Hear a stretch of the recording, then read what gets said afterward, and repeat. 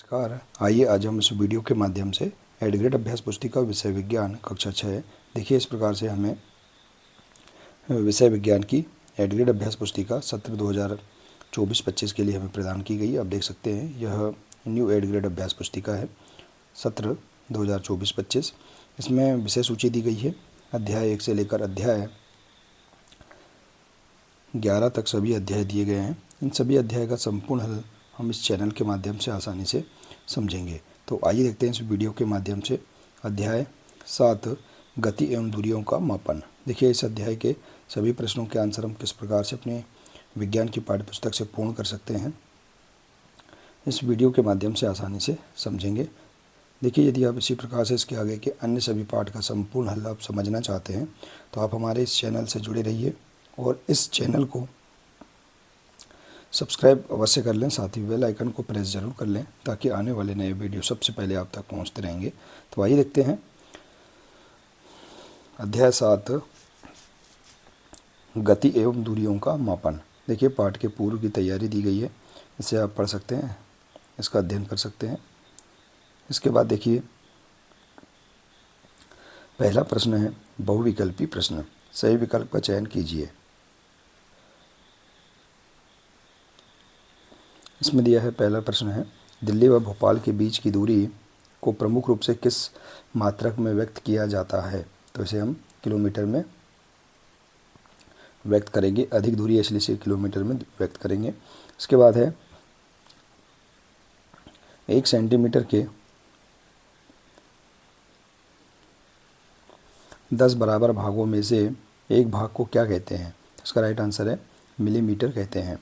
इसके बाद है वर्तुल गति का उदाहरण है, तो इसका राइट आंसर है झूलते बच्चों की गति वर्तुल गति का उदाहरण है, बी नंबर का।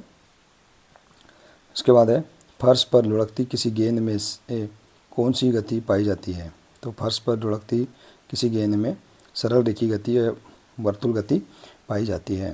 इसके बाद है प्रश्न 5 ऐसी गति जो निश्चित समय अंतराल के पश्चात अपनी गति को दोहराती है कहलाती है आवृत्ति गति कहलाती है।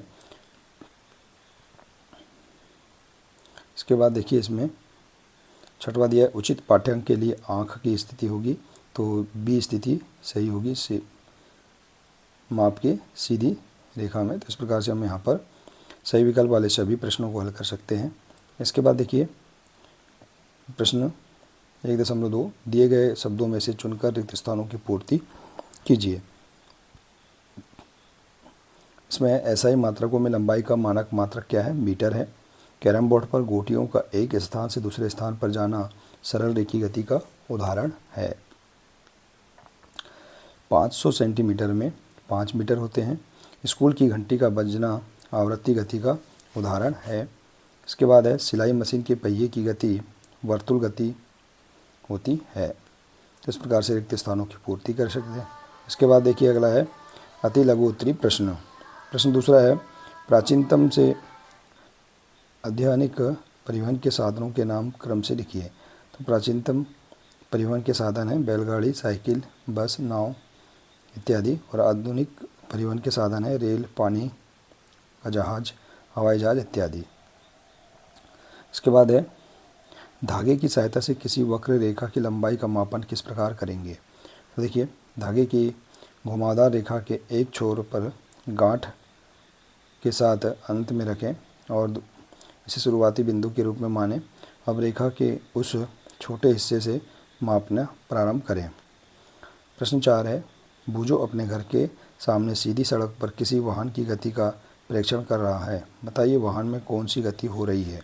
तो देखिए बूझो के घर के सामने सीधी सड़क पर वाहन की गति सरल रेखी गति हो रही है।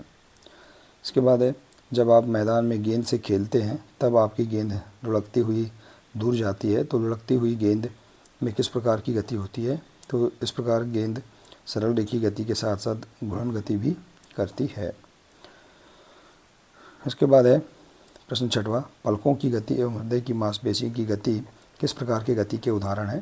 तो इसका राइट आंसर है अनैच्छिक गति का उदाहरण है। इसके बाद है लघु उत्तरी प्रश्न हाथ की हथेली एवं पैर के पंजे का उपयोग मापन की मानक इकाइयों के रूप में क्यों नहीं किया जाता। तो देखिए प्राचीन काल में हाथ की हथेली एवं पैर के पंजे का उपयोग मापन के मात्रक के रूप में करते थे। इससे उलझनें होती थी, अतः एक समान मापन प्रणाली को विकसित करने की आवश्यकता उत्पन्न हुई। इसके बाद है प्रश्न 8, इन वस्तुओं को स्थिर तथा गतिशील वस्तु में वर्गीकृत कीजिए। देखिए इस प्रकार से स्थिर वस्तु और गतिशील वस्तु, तो इनमें से आप इस प्रकार से छाट कर लिख सकते हैं। इसके बाद देखिए किसी वस्तु की लंबाई 2.54 मीटर है, इसे सेंटीमीटर तथा मिलीमीटर में व्यक्त कीजिए। तो इसे आप देखिए सेंटीमीटर में और मिलीमीटर में इस प्रकार से व्यक्त कर सकते हैं। 1 मीटर बराबर 100 सेंटीमीटर और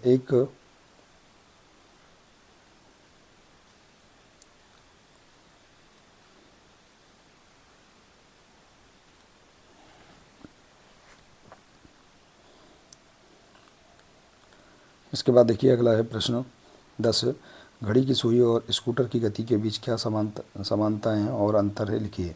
तो घड़ी की सुई की गति वर्तुल गति का उदाहरण है, जबकि स्कूटर की गति एक सरल रेखीय गति है। इसके बाद है दीर्घोत्तरीय प्रश्न, किसी वस्तु की चौड़ाई एवं लंबाई मापते समय हमें कौन कौन सी सावधानियां बरतने की आवश्यकता होगी। तो लंबाई मापते समय हमें निम्न सावधानियां बरतने की आवश्यकता होती है। पैमाने को वस्तु के संपर्क में इसकी लंबाई के अनुदिश रखिए। पैमाने के शून्यांक से माप लेने से बचिए और माप लेने के लिए आँख की सही स्थिति भी महत्वपूर्ण होती है। इसके बाद प्रश्न 12, बुजो की स्केल शून्य सिरे पर टूटी हुई है, इसलिए उसने अपनी किताब की लंबाई 3.5 सेंटीमीटर से शुरू करके मापी। तब उसे किताब की लंबाई 14 सेंटीमीटर प्राप्त हुई। तो बताइए किताब की वास्तविक लंबाई क्या होगी। तो देखिए किताब की लंबाई स्केल में शून्य से माप करने पर किताब की वास्तविक लंबाई है 14 ऋण 3.5। देखिए 14 में से हम 3.5 को हटा देंगे, 10.5 आ जाएगा। तो स्केल में शून्य से किताब की वास्तविक माप 10.5 सेंटीमीटर होगी। इसके बाद प्रश्न अगला है, आवृत्ति गति क्या होती है, कोई 3 उदाहरण दीजिए एवं चित्र बनाइए।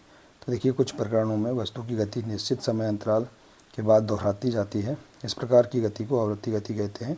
आवृत्ति गति के निम्न 3 उदाहरण हैं, घड़ी की सुइयों की गति, झूले की गति, पृथ्वी के सूर्य के चारों ओर गति। तो इस प्रकार से हम यहाँ पर इसका चित्र भी बना सकते हैं। देखिए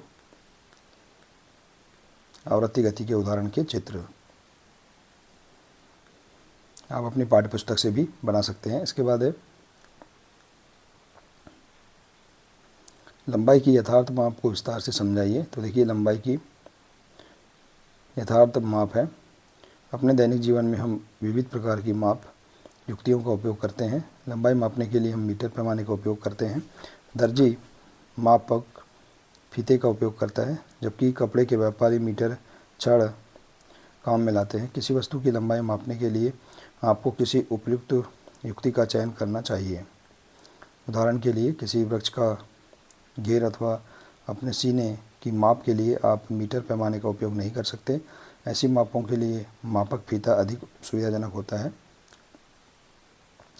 इसके बाद है प्रोजेक्ट कार्य। अपने घर में स्थित वस्तुओं को सेंटीमीटर से नापकर उनकी माप को मीटर में बदलकर तालिका में भरिए। तो देखिए अपने घर की जो वस्तुएं हैं इनको आप वस्तु की चौड़ाई को सेंटीमीटर में मापना है और इसे फिर मीटर में लिखना है। जैसे कि दरवाज़ा, इसकी मान लीजिए चौड़ाई 200 सेंटीमीटर है, तो इसकी मीटर में चौड़ाई क्या हो जाएगी, 2 मीटर हो जाएगी। इसी प्रकार से आप सभी वस्तुओं की लंबाई सेंटीमीटर और मीटर में इस प्रकार से लिख सकते हैं। इसके बाद देखिए अगला प्रश्न प्रोजेक्ट कार्य 2 है। अपने आसपास गतिशील वस्तुओं को देखें एवं उनमें होने वाली गति के प्रकार को भी लिखिए। यदि आपको किसी वस्तु में एक से अधिक प्रकार की गति दिखाई देती है तो उसको भी तालिका में भरें। तो देखिए आप इस प्रकार से अपने आसपास होने वाली गति को लिख सकते हैं। जैसे पंखा, इसमें वर्तुल गति है, रेल सरल रेखीय गति, घड़ी आवृत्ति गति, गेंद झूला, साइकिल का पहिया, सैनिक, पृथ्वी, घंटी और सितार, इनमें कौन कौन सी गति होती है, इसे आप इस प्रकार से लिख सकते हैं और इस प्रोजेक्ट कार्य को पूर्ण कर सकते हैं। तो देखिए इस प्रकार से हम प्रोजेक्ट कार्य 1 और 2 इसे भी आसानी से पूर्ण कर सकते हैं और इसके सभी प्रश्नों के आंसर हम अपनी पाठ्य पुस्तक से इस प्रकार से लिख सकते हैं। आशा है कि आपको इस अध्याय के सभी प्रश्नों के आंसर समझ में आ गए होंगे। देखिए, यदि जानकारी अच्छी लगी हो तो प्लीज़ इसे अधिक से अधिक शेयर करें, वीडियो को लाइक करें और इसी प्रकार से इसके आगे के अन्य अध्याय का संपूर्ण हल समझने के लिए आप हमारे इस चैनल से जुड़े रहिए। मिलते हैं इसी प्रकार से इसके आगे के अगले नए वीडियो के साथ। नमस्कार।